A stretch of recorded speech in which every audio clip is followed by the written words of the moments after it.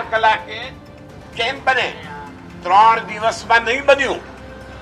18 તારીખનું સવારનું ભરાયેલું ફોર્મ આજે 3 દિવસમાં ન બન્યું.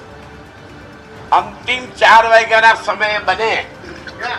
હે Ram, election commissioner TN session ન્યાય આપશે? હે રામ, ચૂંટણીનું ફારસ ચાલશે કે કેમ? હે રામ, 7 તારીખે ચૂંટણી થશે કે કેમ? આના પછી તારો વારો, તારા પછી મારો વારો. મારું ફોર્મ અને માનનીય મારા મોટા ભાઈ પાટીલ સાહેબનું ફોર્મ પાસ થઈ ગયું.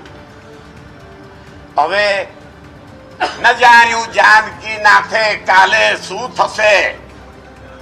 કાલે કંઈ પણ થાય. જે ઇન્ડિયા ગઠબંધનના કાર્યકરો છે એને હે રામ કહીને શહીદ થવું પડશે.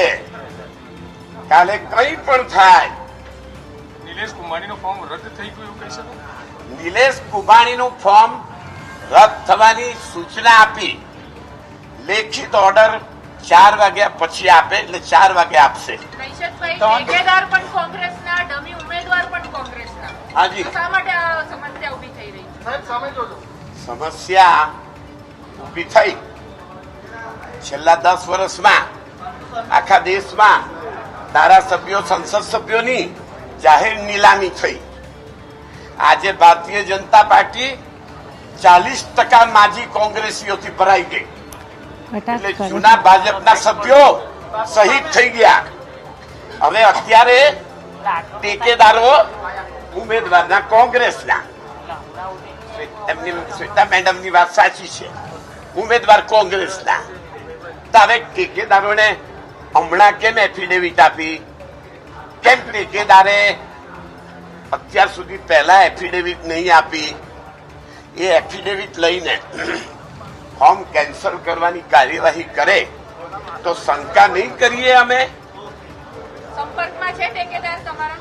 ટેકેદાર ઉમેદવારના સંપર્કમાં છે. નિલેશભાઈનું કેવું છે કે ટેકેદારનું અપહરણ કરવામાં આવ્યું છે, તો કોની વાત સાચી?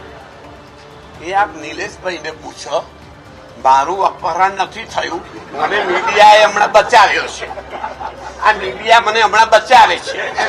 કાલે બચાવે કે કેમ એ આવતીકાલે મીડિયાને પૂછો, નિલેશભાઈને પૂછો. અપહરણ નથી થયું. એમને કોઈ પ્રેમ ભાવથી ઉચકી ગયા, રામની ભાવનાથી ઉચકીને હમણાં એફિડેવિટ લીધી. અત્યારે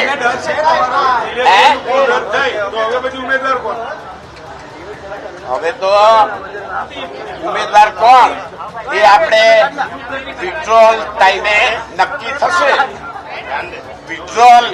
જયારે વિડ્રોલ થશે ત્યારે નક્કી થશે કે ઉમેદવાર કોણ. એટલે ફોર્મ રદ થઈ ગયું એ નક્કી છે? લેખિત ઓર્ડર હાથમાં આવ્યો નથી, મૌખિક સૂચના આપે છે. મૌખિક આપી દીધી રદ થઈ ગયું? મૌખિક આપે છે, લેખિત ઓર્ડર ની રાહ જોઈએ છીએ.